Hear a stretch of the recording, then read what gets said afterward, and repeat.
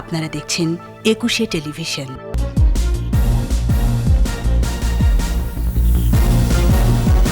চুরি করে অর্থ পাচার না করলে শান শওকতে থাকতে পারত না তারেক রহমান, বললেন প্রধানমন্ত্রী। 2030 সালের মধ্যে বন উজাড় বন্ধে 110 দেশের চুক্তি, $1920 কোটি তহবিল গঠনের ঘোষণা। জাতীয় নির্বাচনে কারো জন্য অপেক্ষা নয়, বললেন ওবায়দুল কাদের। কমিশন নিয়ে বিএনপির আগ্রহ নেই, জানালেন ফখরুল। ক্যাসিনো কাণ্ডে জয়গোপালের জামিন বাতিল, অর্থ পাচারকে হালকাভাবে নেওয়ার সুযোগ নেই, আপিল বিভাগের পর্যবেক্ষণ। নিয়ম রক্ষার ম্যাচেও বাংলাদেশের বড় হার, পাকিস্তানের 189 রান টপকাতে ব্যাট করছে নামিবিয়া।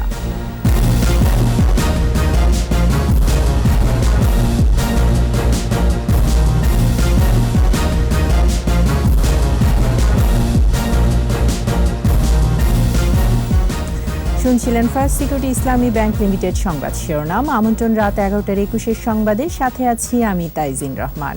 দর্শক, একুশে টেলিভিশনের সংবাদ একই সাথে সরাসরি দেখতে পাবেন আমাদের ফেসবুক পেজ www.facebook.com/2124 অনলাইনে। এছাড়া সংবাদে আরও থাকছে: দেশে বছরে রক্তের চাহিদা প্রায় 5 লাখ ব্যাগ, ঘাটতি 30%, সক্ষম জনগোষ্ঠীকে উদ্বুদ্ধ করার আহ্বান।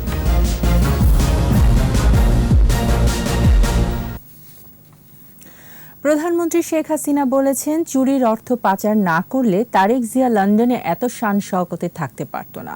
দেশের উন্নয়ন চায় না বলেই বিএনপি নেতারা যুক্তরাজ্যে বসে আন্দোলন করছে বলে মন্তব্য করেন তিনি। সোমবার রাতে স্কটল্যান্ডে মতবিনিময় অনুষ্ঠানে প্রবাসীদের দেশে আরও বিনিয়োগের আহ্বান জানান প্রধানমন্ত্রী। স্কটল্যান্ড থেকে সাইদুল ইসলামের পাঠানো তথ্য ও ছবিতে আরও জানাচ্ছেন প্রণব চক্রবর্তী। স্কটল্যান্ডের এডিনবার্গে প্রবাসী বাংলাদেশিদের সাথে মতবিনিময়ে ভার্চুয়ালি যোগ দেন প্রধানমন্ত্রী শেখ হাসিনা। বক্তৃতায় প্রধানমন্ত্রী বলেন, সেবা করার মানসিকতা নিয়ে ক্ষমতায় আছে আওয়ামী লীগ, বাংলাদেশ মাথা উঁচু করেই চলবে।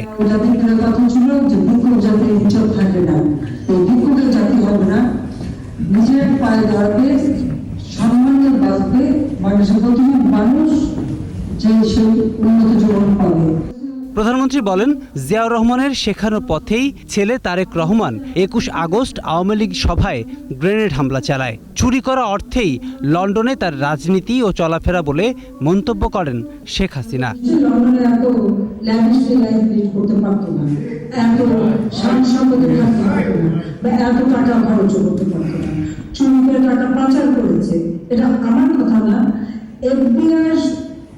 মানে তদন্তে, অর্থাৎ আমেরিকার গোয়েন্দা সংস্থার তদন্তে কিন্তু সেটা বের হয়েছে। আমরা অনেক চেষ্টা করে খালেদা জিয়ার এক ছেলের 20 কোটি টাকা আমরা বিদেশ থেকে উদ্ধার করে ফেরত আনতে সক্ষম হয়েছি এবং এখন এগুলো অপেক্ষা আছে। যদি পুনরায় না হতো তারা আসতো, সাক্ষী হতো, সেখানে তাদের বা তার মাল ধরা পড়তো। দেশের উন্নয়নে প্রবাসীদের বাংলাদেশে বিনিয়োগের আহ্বানও জানান প্রধানমন্ত্রী শেখ হাসিনা। প্রণব চক্রবর্তী, একুশে টেলিভিশন, ঢাকা। উত্তরাধিকার সূত্রে পাওয়া সামাজিক রীতিনীতির সাথে মানব সমাজে বিদ্যমান বৈষম্যের কারণে নারীদের উপর জলবায়ু পরিবর্তনের ক্ষতিকর প্রভাব বেশি পড়ছে বলে মন্তব্য করেছেন প্রধানমন্ত্রী শেখ হাসিনা। গ্লাসগোতে উচ্চ পর্যায়ের প্যানেল আলোচনায় তিনি বলেন, নারীরা সম্পদের সমান অধিকার পায় না। এর বাইরে অনেক সমাজে তাদের সিদ্ধান্ত নেওয়ার ক্ষমতা থাকে না এবং প্রায়ই তাদের কম বেতনে, এমনকি বিনা বেতনে কাজ করতে হয়। এসব বিষয়গুলোর কারণে জলবায়ু পরিবর্তনের বিরূপ প্রভাব পুরুষের চাইতে নারীদের উপর বেশি পড়ে। নারী পুরুষ সমানভাবে অংশ নিতে পারে এমন একটি সমাজ গড়ে তুলতে সাহসী ও দৃঢ় পদক্ষেপ নেওয়ার আহ্বান জানান শেখ হাসিনা।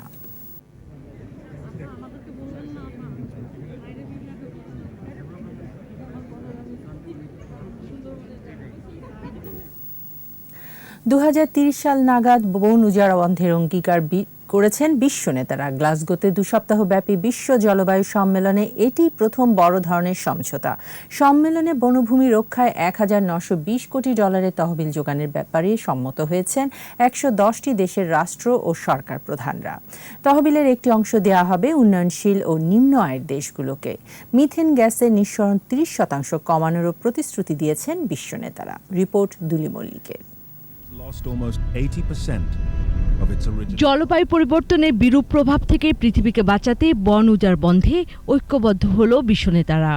স্কটল্যান্ডের গ্লাসগোতে COP26 সম্মেলনে অংশগ্রহণকারী 110টি দেশের নেতারা এ নিয়ে একমত হন। এবারের সম্মেলনে এটি এ পর্যন্ত প্রথম বড় ধরনের চুক্তি। is the biggest gathering of world leaders. চুক্তি তালিকায় রয়েছে ব্রাজিল, রাশিয়া, কানাডা, চীন, ইন্দোনেশিয়ার মতো দেশগুলো। বিশ্বের মোট বনভূমির 85%ই এসব দেশে। পাশাপাশি 30টিরও বেশি বহুজাতিক সংস্থা বন ধ্বংসের সঙ্গে যুক্ত প্রতিষ্ঠানগুলোতে বিনিয়োগ বন্ধের ব্যাপারেও একমত হয়েছে। এছাড়া পরিবেশের জন্য ক্ষতিকর পাম অয়েল, সয়ার বৈশ্বিক বাণিজ্য বন্ধ করতে যাচ্ছে আরও 28টি দেশ। চুক্তি অনুযায়ী বনভূমি রক্ষার তহবিল ধরা হয়েছে $1920 কোটি। এর একটি অংশ ব্যয় হবে উন্নয়নশীল ও নিম্নায় দেশগুলোতে ক্ষতিগ্রস্ত বনভূমি পুনরুদ্ধার, দাবানল নিয়ন্ত্রণ ও আদিবাসী সম্প্রদায়কে সহযোগিতার খাতে। ব্রিটিশ প্রধানমন্ত্রী বরিস জনসন এ চুক্তিকে পৃথিবীর ফুসফুস খ্যাত অ্যামাজন বন রক্ষায় মাইল ফলক হিসেবে উল্লেখ করেছেন। For hundreds of millions of people as crops wither. পরিবেশ বিশেষজ্ঞরা এই উদ্যোগকে স্বাগত জানালেও একই ইস্যুতে 2014 সালে প্যারিস চুক্তির ব্যর্থতার কথা স্মরণ করিয়ে দেন। বলেন, শুধু সমঝোতা নয়, বাস্তবায়ন জরুরি। Deforestation are grave, but not irreversible. এর আগে সম্মেলনের দ্বিতীয় দিন কার্বন নিঃসরণ শূন্যে নামিয়ে আনতে বিভিন্ন মেয়াদে লক্ষ্যমাত্রা নির্ধারণ করার কথা জানায় বিশ্ব নেতারা। এর মধ্যে ভারত 2070 সাল ও জার্মানি 2045 সালের মধ্যে কার্বন নিঃসরণ মুক্ত দেশে পরিণত হওয়ার অঙ্গীকার করে। This agreement today, India has resolved to move forward with new commitments. এছাড়া যুক্তরাষ্ট্র ও ইউরোপীয় ইউনিয়ন মিথেন গ্যাসের নিঃসরণ কমাতে নতুন উদ্যোগ নিচ্ছে। দুলি মল্লিক, 21 টেলিভিশন। COP26 সম্মেলনস্থলে আছেন সহকর্মী সাইদুল ইসলাম, তিনি জানাচ্ছেন আরও খবর। আমরা অবস্থান করছি বিশ্ব জলবায়ু সম্মেলনের মূল ভেন্যুতে। আপনারা জানেন যে জলবায়ু সম্মেলন আজকে তৃতীয় দিন। গত 2 দিন বিশ্বের রাষ্ট্রপ্রধানরা বা প্রথম শ্রেণীর নেতারা বক্তব্য দিয়েছেন। আজকে মূলত সকাল থেকে আমরা যেটা দেখছি যে প্রত্যেকটা দেশের প্যাভিলিয়নে রাষ্ট্রপ্রধানরা বা সরকার প্রধানরা কিন্তু তারা দ্বিপাক্ষিক আলোচনায় তারা মিলিত হয়েছেন। এছাড়া সবচেয়ে বড় একটা সিদ্ধান্ত গতকাল রাতে তারা জানিয়েছেন, সেটা হচ্ছে যে আগামী 2030 সালের মধ্যে বনায়ন উজাড় করার যে বিষয়গুলো, কোনো দেশ বনায়ন উজাড় করতে পারবে না। তবে এখন পর্যন্ত বাংলাদেশ কিন্তু সেই চুক্তিতে বা সেই সম্মতিতে চুক্তি সই করেনি। বাংলাদেশ বলছে বাংলাদেশে কোনো বন উজাড় করা হচ্ছে না, তবে বাংলাদেশ সেই চুক্তি সমর্থন করছে। আর বাংলাদেশের প্রধানমন্ত্রী শেখ হাসিনা আজকে কিন্তু বেশ কয়েকটি উচ্চ পর্যায়ের দ্বিপাক্ষিক মিটিংয়ে আলোচনায় তিনি অংশগ্রহণ করেছেন। তিনি বলছেন যে বাংলাদেশের নারীর ক্ষমতায়ন সহ বিভিন্ন ক্ষেত্রে বাংলাদেশ কিন্তু সূচকে অনেক এগিয়েছে। এছাড়া প্রিন্স চার্লসের সাথে তার একটা বৈঠক হয়েছে, তবে সেই সিদ্ধান্ত আমরা এখন পর্যন্ত কী সিদ্ধান্ত হয়েছে বা কী আলোচনা হয়েছে সেটা আমরা জানতে পারিনি। তবে ব্রিটেনের প্রধানমন্ত্রী বরিস জনসনের সাথে তার একটা দ্বিপাক্ষিক আলোচনা হওয়ার কথা। তবে সর্বশেষ আমরা কী আলোচনা হয় সেটা পরবর্তীতে জানিয়ে দেব। জাতীয় নির্বাচন হবে সঠিক সময়ে সংবিধান মেনে, এজন্য কারো অপেক্ষারও দরকার হবে না বলেছেন ওবায়দুল কাদের। এছাড়া উগ্র সাম্প্রদায়িক নস্যাৎ করার প্রত্যয় ব্যক্ত করেছেন মতিয়া চৌধুরী। আকবর হোসেন সুমনের রিপোর্ট। বঙ্গবন্ধু এভিনিউয়ে কেন্দ্রীয় কার্যালয়ে সাম্প্রদায়িক হামলায় ক্ষতিগ্রস্তদের মধ্যে মানবিক উপহার বিতরণ করেছে আওয়ামী লীগের ত্রাণ ও সমাজ কল্যাণ উপকমিটি। ভার্চুয়াল অনুষ্ঠানে উপস্থিত হন সাধারণ সম্পাদক সহ কেন্দ্রীয় নেতৃবৃন্দ। সাধারণ সম্পাদক ওবায়দুল কাদের অভিযোগ করেন, রাজনীতির মাঠে ব্যর্থ হয়ে বিএনপি সম্প্রীতি বিনষ্ট করছে। বিএনপির পৃষ্ঠপোষকতা এই সাম্প্রদায়িক অপশক্তি মাঝে মাঝে আমাদের দেশের সম্প্রীতিকে বিনষ্ট করার চক্রান্ত করে। এই চক্রান্তকারীদের মুখোশ উন্মোচন করার দিন এসে গেছে। আগামী জাতীয় নির্বাচন কোনো দলের জন্য অপেক্ষা করবে না বলেও জানান সাধারণ সম্পাদক। সময় মতো সংবিধান অনুযায়ী নির্বাচন হবে। নির্বাচনে কে এলো কে এলো না, বিএনপি এলো কি এলো না, তার জন্য নির্বাচন বসে থাকবে না। উন্নয়নের অগ্রযাত্রায় বাধা সৃষ্টিকারী উগ্র সাম্প্রদায়িক গোষ্ঠীর ব্যাপারে কোনো আপোষ নেই বললেন প্রেসিডিয়াম সদস্য মতিয়া চৌধুরী। বিভিন্ন জায়গায় চোরাগোপ্তা হামলার মাধ্যমে তারা এটা করতে চেষ্টা করছে, কিন্তু তাদের বুঝে রাখা উচিত, তাদের মনে রাখা উচিত যে আমরা এগুলো জননেত্রী শেখ হাসিনার সরকার এগুলো বরদাস্ত করবে না। সাম্প্রদায়িক হামলার ক্ষত মুছে ক্ষতিগ্রস্ত জনপদে পারস্পরিক সহযোগিতার হাত বাড়িয়ে দেওয়ার আহ্বান কেন্দ্রীয় নেতাদের। সমস্ত ক্ষতিগ্রস্ত জনপদে কাজ করে যাচ্ছে। আকবর হোসেন সুমন, একুশে টেলিভিশন, ঢাকা। নির্বাচন কমিশন নিয়ে বিএনপির কোনো আগ্রহ নেই বলে মন্তব্য করেছেন বিএনপি মহাসচিব মির্জা ফখরুল ইসলাম আলমগীর। ঠাকুরগাঁওয়ে তার নিজ বাসভবনে দলীয় নেতাকর্মীদের সাথে মতবিনিময়ের সময় তিনি সাংবাদিকদের বলেন, বিএনপির দাবি নির্বাচনকালীন সময়ে তত্ত্বাবধায়ক নিরপেক্ষ সরকার থাকতেই হবে, কারণ নির্বাচনের সময় নিরপেক্ষ সরকার না থাকলে নির্বাচন কমিশন কিছুই করতে পারে না বলেও মন্তব্য করেন তিনি।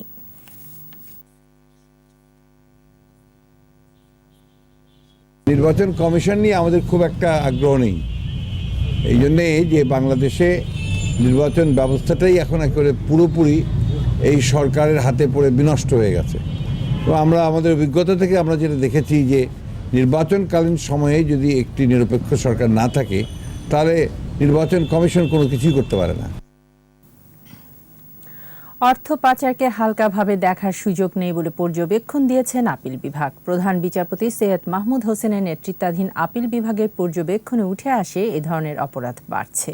একই সঙ্গে আলাদা 4 মামলায় ওয়ান্ডারার্স ক্লাবের সাধারণ সম্পাদক জয় গোপাল সরকারকে দেয়া হাইকোর্টের জামিন বাতিল করেন আপিল বিভাগ। শাকির আরজুর রিপোর্ট।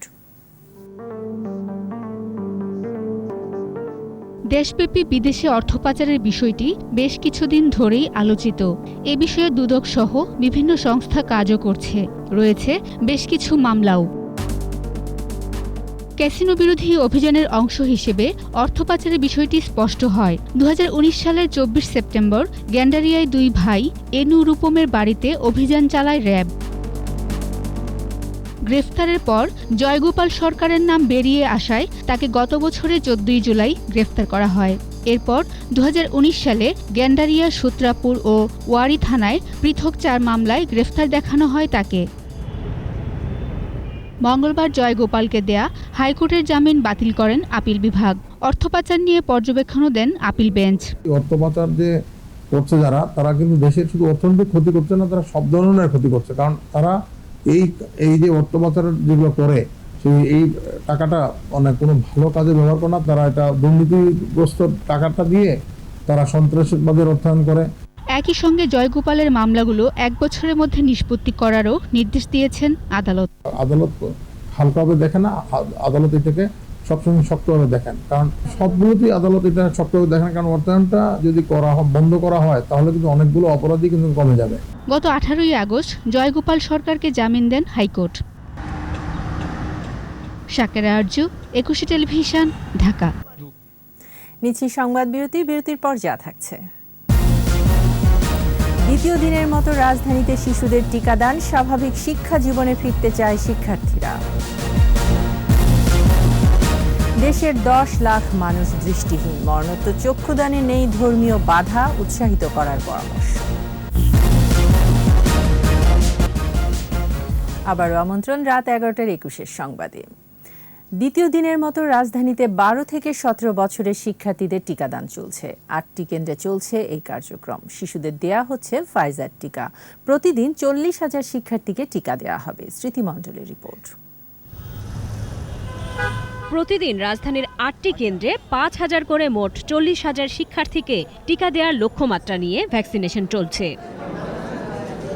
সোমবার মতিঝিল আইডিয়াল স্কুল অ্যান্ড কলেজে টিকাদান উদ্বোধনের পর আজ থেকে 8টি কেন্দ্রে একযোগে চলছে টিকা কার্যক্রম। বাকি 7টি কেন্দ্র হল Hardco international school, south point school and college, Chittagong grammar school, Dhaka commerce college, Kakuli high school and college, south bridge school ও স্কলাস্টিকা স্কুল।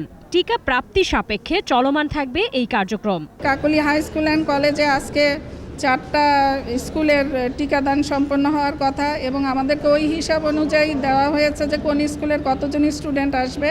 আমি আশা করি সবাই টিকা দিয়ে যেতে পারবে।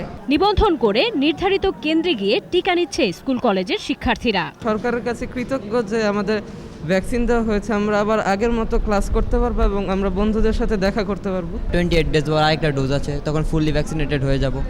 এখন একটা ডোজ দেওয়া হয়েছে, এখন ভালোই লাগছে। টিকা দিতে পারছি, এখন করোনার কোনো ভয় থাকবে না সেরকম। স্বাস্থ্যবিধি মানতে হবে, সব কিছু মেনটেন করে চলতে হবে, তাইলে আমরা সুস্থ থাকতে পারবো।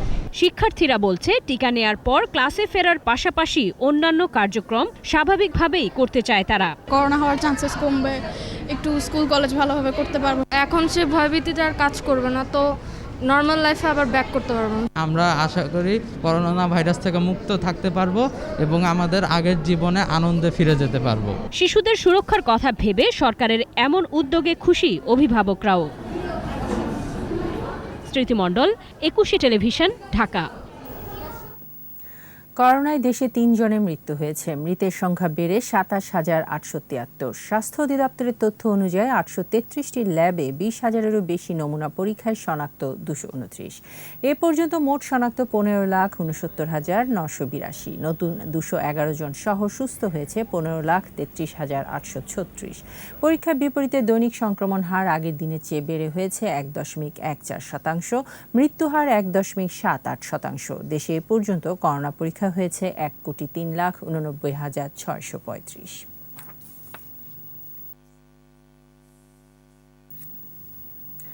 অল্প কিছুদিনের মধ্যে উন্নত চিকিৎসার জন্য দেশ থেকে রোগীদের বিদেশে যেতে হবে না বলে মন্তব্য করেছেন স্বাস্থ্যমন্ত্রী জাহিদ মালিক। বিকেলে বঙ্গবন্ধু শেখ মুজিব মেডিকেল বিশ্ববিদ্যালয়ে মরণোত্তর চক্ষুদান বিভাগের উদ্বোধনী অনুষ্ঠানে তিনি এসব কথা বলেন। স্বাস্থ্যমন্ত্রী বলেন, দেশে আধুনিক মানের চিকিৎসার সব ধরনের ব্যবস্থা করা হচ্ছে। মরণোত্তর চোখের কর্নিয়া দান করলে দেশের অনেক মানুষের চোখের আলো ফিরিয়ে দেওয়া সম্ভব বলে জানান স্বাস্থ্যমন্ত্রী। পরে আলোচনা সভায় যোগ দেন তিনি। অল্প দিনের মধ্যেই যেভাবে চিকিৎসা সেবা এগিয়ে যাচ্ছে, বাংলাদেশের কোনো মানুষই আর বিদেশে চিকিৎসা নেওয়ার জন্য যেতে হবে না, প্রয়োজন হবে না। সেই আধুনিক চিকিৎসা ব্যবস্থা বাংলাদেশেই তৈরি হয়ে যাচ্ছে। জন্মগত সমস্যা সহ নানা ত্রুটির কারণে দেশের প্রায় 10 লাখ মানুষ অন্ধ। এর মধ্যে কর্নিয়ার সমস্যায় দৃষ্টি হারিয়েছেন 5 লাখ। মরণোত্তর চক্ষুদাতার সংখ্যা বাড়লে দৃষ্টিহীন মানুষ আলো পাবে, পরামর্শ চিকিৎসকদের। রিয়াজ সুমনের রিপোর্ট। অপার সৌন্দর্যের এই পৃথিবীর আলো রং রূপ দেখার অন্যতম মাধ্যম হচ্ছে চোখ। দৃষ্টিহীন মানুষের কাছে এই অনুভব একেবারে শূন্য কিংবা তার মতো করে কল্পনার কোনো কিছু। একটা সময় দৃষ্টিহীন অন্ধত্বকে সৃষ্টিকর্তার অভিশাপ বা ভাগ্যের লিখন বলেই মেনে নিতেন। সময় বদলেছে। আধুনিক চিকিৎসা বিজ্ঞান আর প্রযুক্তির মাধ্যমে এখন বিভিন্ন ধরনের অন্ধত্ব রোধ করা যাচ্ছে। চোখের চিকিৎসা অপেক্ষাকৃত অনেকখানি এগিয়েছে। তারপরও দৃষ্টিহীনের সংখ্যা প্রায় 10 লাখ। আমরা যে স্টাইলে এবং যেভাবে চোখ পাচ্ছি, ধরেন বছরে 100টা, এই করে আমার প্রায় 8-10 হাজার বছর লেগে যাবে এই 5 লক্ষ লোকের মধ্যে চোখ দিতে। অথচ আমরা যে পরিমাণ ডেথ গোটা বাংলাদেশে হয়, তার যদি অনলি 2% পাই, এই তাতেই আমাদের মোটামুটি ইয়েতে প্রায় 10 লাখ চোখ পেয়ে যাব বছরে। চিকিৎসকেরা বলছেন, মরণোত্তর চক্ষুদানে উৎসাহ দিলে অন্ধত্ব ঘুচবে অনেকের। আমার মৃত্যুর পর তোমরা নিকটস্থ চক্ষু ব্যাংক, সন্ধানী চক্ষু ব্যাংকে খবর দিবে, ওরা এসে আমার চোখ নিয়ে যাবে, তোমরা সহযোগিতা করবে, ওয়াদা করো। এইভাবেই যদি ঘরে ঘরে চক্ষুদাতা সৃষ্টি হয়, সেই চোখ আমরা খবর পাব এবং এই চোখ দিয়ে আমরা আমাদের এই অন্ধ মানুষগুলো যারা অধীর আগ্রহে আমাদের দিকে তাকায় আছে যে কোন সমস্যায় চোখটা পায়, পেলে সে সমাজে একজন সক্ষম ব্যক্তি হিসাবে প্রতিষ্ঠিত করতে পারে। মরণোত্তর চক্ষুদানে ধর্মীয় কোনো বাধা নেই। প্রধানমন্ত্রী শেখ হাসিনা সহ দেশের বরেণ্য মানুষদের অনেকেই চোখ দান করেছেন। চোখ দান করতে অন্যদেরও উৎসাহিত করা দরকার বলে মনে করেন বিশেষজ্ঞরা। রিয়াজ সুমন, একুশে টেলিভিশন, ঢাকা। দেশে বছরে রক্তের চাহিদা প্রায় 5 লাখ ব্যাগ। তবে ব্যক্তিগত উদ্যোগ ও প্রাতিষ্ঠানিক ব্যবস্থাপনায় মিলছে প্রায় 70%। যোগানে ঘাটতি থাকায় রক্তের অভাবে প্রাণ যাচ্ছে বহু মানুষের। সংশ্লিষ্টরা বলছেন, রক্তদানে সক্ষম জনগোষ্ঠীর মাত্র 2% যদি স্বেচ্ছায় রক্তদান করেন, তাহলে বছরে বেঁচে যাবে লাখো রোগীর জীবন। রিয়াজ সুমনের আরেকটি রিপোর্ট, ছবি তুলেছেন মনিরুল ইসলাম। মানবদেহের অপরিহার্য উপাদান রক্ত। ছোট বড় নানা ধরনের অস্ত্রোপচার, দুর্ঘটনা, প্রসবকালীন জটিলতা, ডেঙ্গু জ্বর, থ্যালাসেমিয়া সহ বিভিন্ন রোগে আক্রান্তদের জীবন বাঁচাতে দেশে প্রতিদিন প্রয়োজন 1.5 থেকে 2,000 ব্যাগ রক্তের। কিন্তু ব্যক্তিগত উদ্যোগ ও প্রাতিষ্ঠানিক ব্যবস্থাপনায় দৈনিক যে পরিমাণ রক্ত স্বেচ্ছাদান কর্মসূচির মাধ্যমে পাওয়া যায় তাতে চাহিদা মেটে না। ঘাটতি থাকে কমপক্ষে 30 ভাগ। আর এর ফলে শুধুমাত্র রক্তের অভাবেই মারা যান বহু মানুষ। তবে সংকট সমাধানের পথ খুব কঠিন নয়। সক্ষম জনগোষ্ঠীর মাত্র 2% মানুষ যদি স্বেচ্ছায় রক্তদানে এগিয়ে আসেন তাতেই মিটে যায় ঘাটতি। রক্তের অভাবে মরতে হয় না কোনো রোগীকে। রক্তের বিকল্প শুধু রক্তই। এখনও আর্টিফিশিয়াল কোনো কিছু তৈরি করা যায় নাই পূর্ণাঙ্গভাবে যেটা রক্তের চাহিদাটাকে পূরণ করবে। সুতরাং ওই রক্তটাকে আমাকে দিতে হবে। সুতরাং এই রক্তটা যদি তৎক্ষণাৎ না দেওয়া যায়, 10 ব্যাগ 12 ব্যাগে, আপনারা জানেন যে রোড ট্রাফিক অ্যাক্সিডেন্টের পর রক্তের জন্য রেডিও টেলিভিশনে আহ্বান জানানো হয়, সেখানে ছোট ছোট ব্যাগ রক্ত লাগে। হাসপাতাল ছাড়াও দাতাদের কাছ থেকে রক্ত সংগ্রহ করে রোগীদের সরবরাহ করছে দেশের বেশ কটি স্বেচ্ছাসেবী প্রতিষ্ঠান। রেড ক্রিসেন্ট, সন্ধানী, quantum foundation, Lions club international রক্ত সংগ্রহে রাখছে বড় ভূমিকা। 13,20,000 ব্যাগের বেশি রক্ত সরবরাহ করতে পেরেছি। 5টি স্ক্রিনিং টেস্ট এবং 3 ফেজ ক্রস ম্যাচিং সম্পূর্ণ করেই আমরা রক্তগুলো সরবরাহ করে থাকি। স্বেচ্ছাসেবী সংগঠনগুলোর তথ্য বলছে রক্তের চাহিদার প্রায় 40%ই যোগান দেন রোগীর আত্মীয় স্বজনরা। 10 থেকে 15 ভাগ আসে স্বেচ্ছাসেবীদের কাছ থেকে। এছাড়া পেশাদার রক্ত বিক্রেতাদের কাছ থেকে পাওয়া যায় 10 থেকে 15%। পূর্ণবয়স্ক মানুষ 18 বছর থেকে 50-55 বছর বয়স পর্যন্ত সুস্থতা সাপেক্ষে কোনো জটিল রোগে না ভুগলে বছরে 3 বারের কথা বলা হয়, অন্তত 2 বার রক্ত দিতেই পারেন। অন্যের জীবন বাঁচানোর লক্ষ্যে রক্তদানের মধ্য দিয়ে নতুন প্রজন্মকে নিজের 18তম জন্মদিন উদযাপনের আহ্বান বিশেষজ্ঞদের। রিয়াজ সুমন, 21 টেলিভিশন, ঢাকা। এবার আমাদের বিশেষ আয়োজন আমার বাংলা।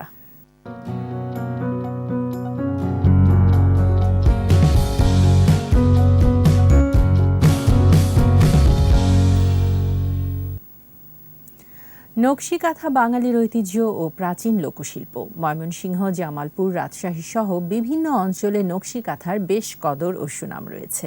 এই কাঁথা দেশের গণ্ডি পেরিয়ে রপ্তানি হচ্ছে বিদেশেও। জামালপুর প্রতিনিধি আবুল কাশেম মুক্তার সহায়তায় রত্না জামানের রিপোর্ট। রঙিন কাপড়ে সুসুতোর বুননে নানান শৈলীতে তৈরি হয় নকশি কাঁথা। চাঁদ, সূর্য, গাছ, পাখি, মাছ, ময়ূর সহ বিভিন্ন নকশা করা হয় নকশি কাঁথায়। অনেক আগে থেকেই রয়েছে নকশি কাঁথার প্রচলন। গ্রামের নারীরা অবসরে একসাথে বসে সুখ দুঃখ হাসি কান্নার গল্প করতে করতে বানিয়ে ফেলেন নকশি কাঁথা। এক একটি কাঁথা সেলাইয়ে 1 বছরও লেগে যায়। নকশি কাঁথা তৈরির উপকরণ পুরনো শাড়ি, ধুতি অথবা থান কাপড়। প্রথমে কাঁথা তৈরির কাপড়ে পছন্দ মতো কিছু এঁকে নেওয়া হয়। তারপর সুই সুতা দিয়ে সেলাই করে বানানো হয় বাহারি নকশি কাঁথা। ময়মনসিংহ, জামালপুর, রাজশাহী, চট্টগ্রাম, কুষ্টিয়া, যশোর ও ফরিদপুর সহ বিভিন্ন অঞ্চলে নকশি কাঁথার কদর ও সুনাম রয়েছে। বাংলাদেশের বাইরেও বিক্রি করে থাকি এবং সারা বাংলাদেশ থেকে আমার প্রোডাক্টের সাড়া পেয়েছি এবং আমার খুব আনন্দ লাগে, ভালো লাগে। ঐতিহ্যবাহী এই শিল্পের মাধ্যমে স্বাবলম্বী হয়েছেন অনেক নারী উদ্যোক্তা ও কর্মী। প্রায় 2 লক্ষাধিক মানুষের জীবন ও জীবিকার সাথে নকশি কাঁথা গুরুত্বপূর্ণ ভূমিকা পালন করছে। সারা দেশব্যাপী নকশি কাঁথার চাহিদার সৃষ্টি হয়, বিপুল পরিমাণ মহিলাদের কর্মসংস্থান সৃষ্টি হয়েছে। সেই কারণে জামালপুর জেলায় ব্র্যান্ডিং নির্ধারণ করা হয়েছে জামালপুরের নকশি কাঁথা বাংলাদেশের গর্বগাথা। গ্রামাঞ্চলে বিয়েতে উপহার হিসেবে নকশি কাঁথা দেওয়ার রেওয়াজ এখনো রয়েছে। রত্না জামান, 21 টেলিভিশন। নিচ্ছি সংবাদ বিরতি, যখন ফিরছি তখন থাকবে। রংপুরে পুলিশি নির্যাতনে যুবক মৃত্যুর অভিযোগ, থানা ঘেরাও ও হামলার ঘটনায় 2 মামলা। কাবুলের সামরিক হাসপাতালে জোড়া বিস্ফোরণ ও গোলাগুলি, অন্তত 20 জন নিহত।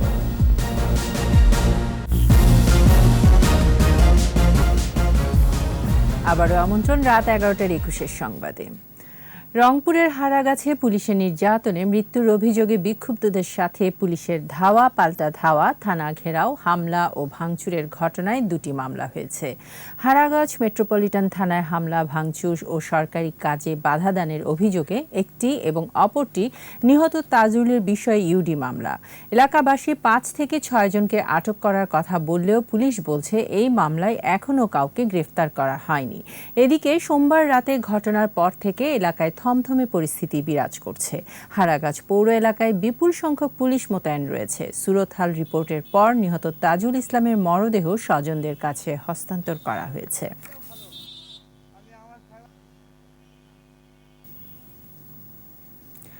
বিপুল সংখ্যক যুব সমাজের সম্ভাবনা কাজে লাগাতে পারলে 2041-এ উন্নত ও সমৃদ্ধ বাংলাদেশ গড়ে তোলা সহজ হবে।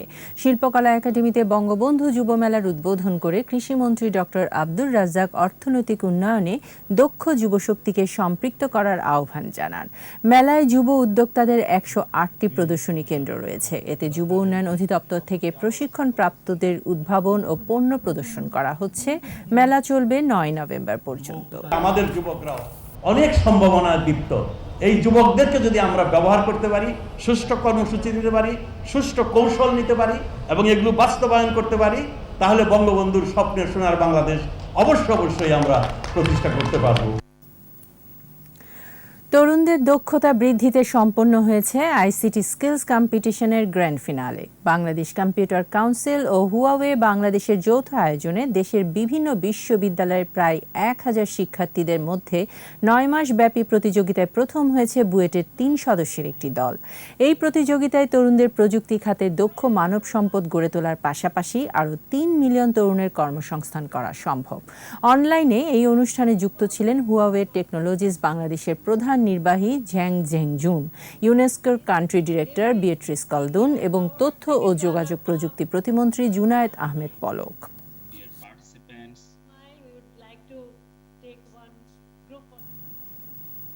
এবার SIBL ব্যবসা বাণিজ্যের খবর।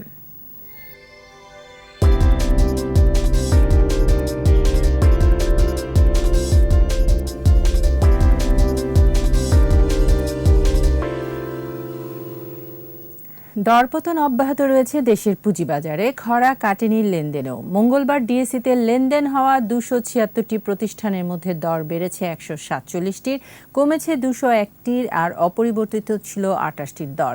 ডিএসইর প্রধান সূচক ডিএসই এক্স 43 পয়েন্ট কমে নেমে আসে 6954 পয়েন্টে। আর দিন শেষে ডিএসইতে লেনদেনের পরিমাণ দাঁড়ায় 1295 কোটি 11 লাখ টাকা। সূচক কমেছে অপর স্টক এক্সচেঞ্জ সিএসইতেও। লেনদেন হয়েছে 43 কোটি 52 লাখ টাকা শেয়ার ও মিউচুয়াল ফান্ড।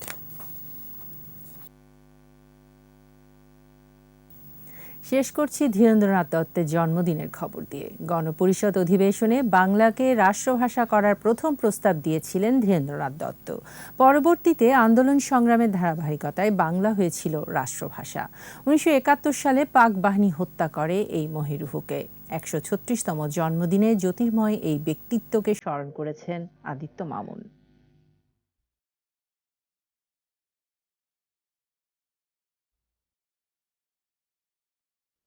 এইসব পংক্তি শুধু ভাষা আন্দোলনই নয়, যুগে যুগে প্রেরণা হয়ে আছে বহুমাত্রিক আন্দোলন সংগ্রামে। ধীরেন্দ্রনাথ দত্তই বাঙালির প্রাণের ভাষা রক্ষায় প্রথম সোচ্চার হয়েছিলেন 1948 সালে। জন্ম 1886 সালে বাংলাদেশের কুমিল্লায়। কলকাতায় সুরেন্দ্রনাথ কলেজে পড়ার সময় যোগ দেন অসহযোগ আন্দোলনে। 1942 সালে ভারত ছাড়ো আন্দোলন সহ ব্রিটিশ বিরোধী কার্যকলাপের জন্য তিনি বেশ কবার গ্রেফতার হন। 1948 সালের 25 ফেব্রুয়ারি পাকিস্তানের রাজধানী করাচিতে গণপরিষদ অধিবেশনে বাংলাকে রাষ্ট্রভাষা করার প্রথম প্রস্তাব দেন। বাংলায় কার্য বিবরণী লেখারও দাবি করেন ধীরেন্দ্রনাথ দত্ত। রাষ্ট্রভাষা বাংলার দাবিতে প্রতিবাদী ভূমিকার জন্য পাক সরকারের রোষানলে পড়েন ধীরেন্দ্রনাথ। ঢাকা বিশ্ববিদ্যালয়ের ছাত্ররা তাকে বিমানবন্দরে বিপুল সংবর্ধনা দেয়। মূলত সেখান থেকেই সূত্রপাত মহান ভাষা আন্দোলনের।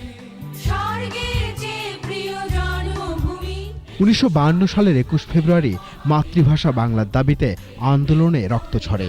এই হত্যাকাণ্ডের প্রতিবাদে ধীরেন্দ্রনাথ গণপরিষদের অধিবেশন বয়কট করেন। 1971 সালের 29 মার্চ গভীর রাতে 85 বছর বয়সী দেশপ্রেমিক রাজনীতিক ধীরেন্দ্রনাথকে হত্যা করে পাক বাহিনী আর এদেশীয় রাজাকার আলবদর।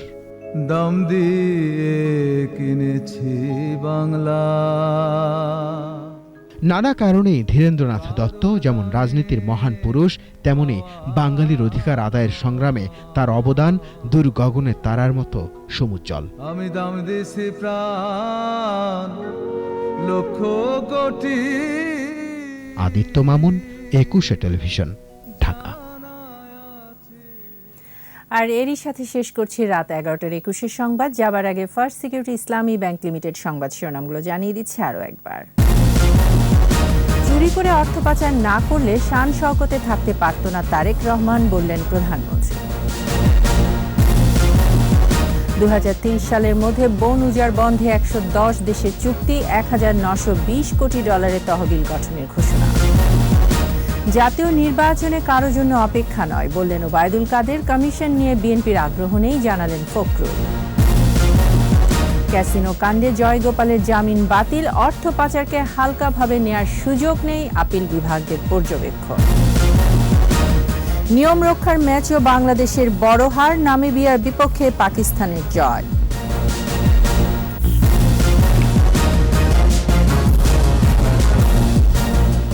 সর্বশেষ খবর জানতে ডায়াল করুন 2021 নম্বরে, আর ভিজিট করুন 21-tv.com এই ওয়েবসাইটে। এছাড়া ফেসবুকে লগ ইন করতে পারেন facebook.com/2124 অনলাইনে। পরের সংবাদ রাত 1টায় দেখার আমন্ত্রণ রইল। স্বাস্থ্যবিধি মেনে চলুন, সুস্থ থাকুন।